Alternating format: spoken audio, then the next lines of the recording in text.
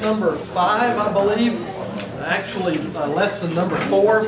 I've given you a handout. The first page was from last week's lesson, and I gave you that just because I want us to review that first page and give you an opportunity to see if you've learned some of those vocabulary words. I want to thank you for being in the class. I have a confession to make before we get started. I don't know how you feel about this, but every week on Wednesday I just get this strange feeling in my stomach because I'm not real sure about this class. The main thing I'm not real sure about is the instructor. I feel pretty good about the students, but I'm not real sure about the instructor. And I'm apprehensive about how fast to move ahead to the next lesson. And I know that there's some of this that may not make much sense to you, but I'm going to try to go back tonight and review some and maybe just pick up 1 or 2 new things tonight. And my prayer is, as I pray about this class from week to week, that you'll learn something that will cause you to want to be more of a student of the Word of God. That's honestly why I decided to do this class, because I want to help people become better students of the Word of God. And as we've said before, you don't have to know Greek to get to heaven. You don't have to know Greek to understand the Bible, but there's so much that you can gain as you study. And so if you just pick up anything along the way. Now if this is your first time in here tonight, you really are going to be a little bit in the dark. And some of you have been in here 5 times and you're going to really be in the dark too. I'm not going to call any names, Elledge, but if you're just picking up a little bit along the way, that is great. And Curtis is making this available to us on YouTube, and he sent me an email the other night. He was forwarding me the comments. You should see some of the comments that are quite interesting that we receive. And so if you're out there watching this, we don't mind your comments. We appreciate them. Everything that you've said so far that you've tried to correct me on is wrong. But that's for our viewers out there. That's not for the folks here. It's interesting that more than 200 already hits on one of the classes, and a lot of people are obviously interested in what we're trying to do. And so let's just take some time and review a little bit, and then we'll get into a couple of new thoughts for the night. By now, you should, if you've been a part of this class, you should pretty much know the Greek alphabet. I hope that you've gotten that down. If you're trying to move ahead, you need to know the Greek alphabet. 22 letters of the Greek alphabet. No, 24 letters of the Greek alphabet. Hebrew, right. 24 letters, and you need to know all the Greek alphabet. You also need to know the vowels. There are short vowels and long vowels. Remember, all of the letters are always pronounced the same way. You don't change pronunciation unless you have a diphthong. And by now you should know the diphthongs. Let's review the diphthongs. I don't have any space to write anything else because I came in here early today and wrote because everybody made fun of my writing last week. And I spent a lot of time, and this is still the best I could do. I'm so sorry. I'm not a very good penman, but I hope you can see when we get to this. The first diphthong is alpha iota. How's that pronounced? I. Second one, epsilon iota. A. Third, omicron iota. Oi. Next is alpha upsilon. Ow. All right, then we have epsilon upsilon. All right, that's the most difficult one. U.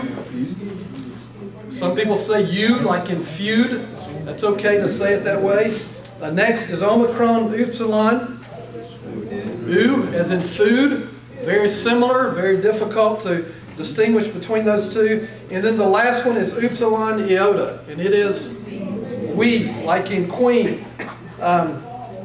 These diphthongs are 2 vowels that are put together, and remember a vowel or diphthong at the beginning of a word always has a breathing.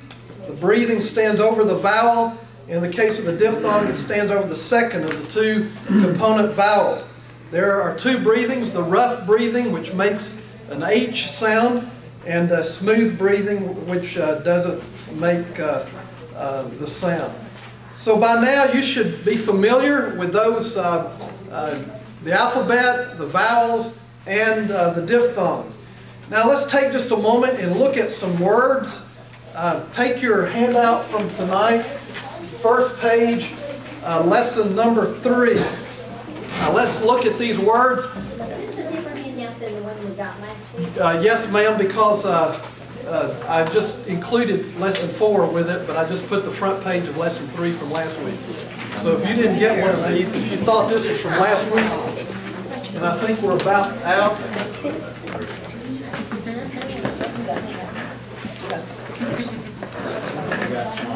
I tried.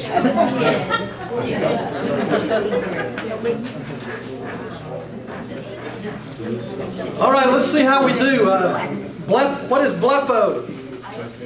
I see. All right, let's all say it together. Blepo. What is blepo? I see. Gnosko. Let's repeat the word together. The Greek word gnosko. And gnosko is? I know. Grapho. Let's repeat the word. Grapho. And grapho is? I write. And then didasko. Didasko is? I teach. Lambano. Lambano is? I take. Lego. And Lego is? I say. That was always one of the easiest ones for me. Lego, I say. Luo. And luo is? I loose. And we're trying to conjugate luo. And we'll do that again in a moment. And then ekyo. Ekyo. Everybody say ekyo. And ekyo is? I have. All right. Let me just review, and I'm going to run through this rather quickly, this part about the verbs, and then give you some additional thoughts about the verb system. The Greek verb has tense, the Greek verb has voice, and the Greek verb has mood, like verbs in other languages. The present tense refers to the present time. The active voice represents the subject as acting instead of being acted upon. And the indicative mood makes an assertion in distinction, for example, from a command or a wish. And so we're trying to conjugate what we call the present active indicative.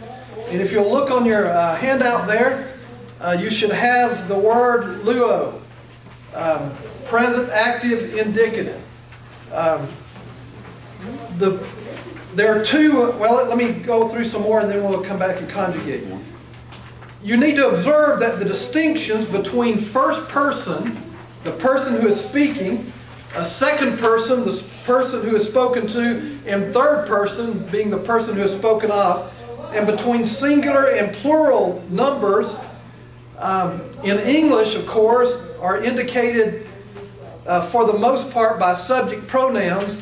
In Greek, they're indicated how? By the endings.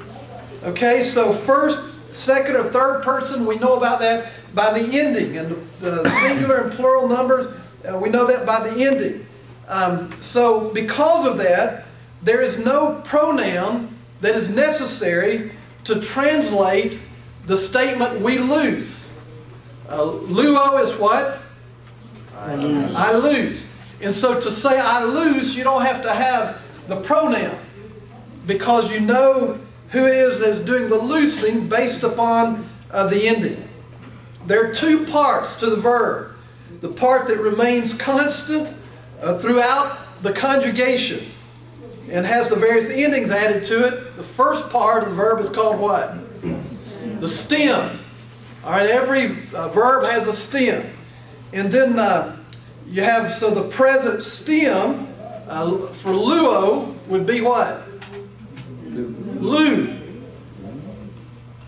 And all the way through the conjugation of the word luo, the verb luo, you have the stem lu.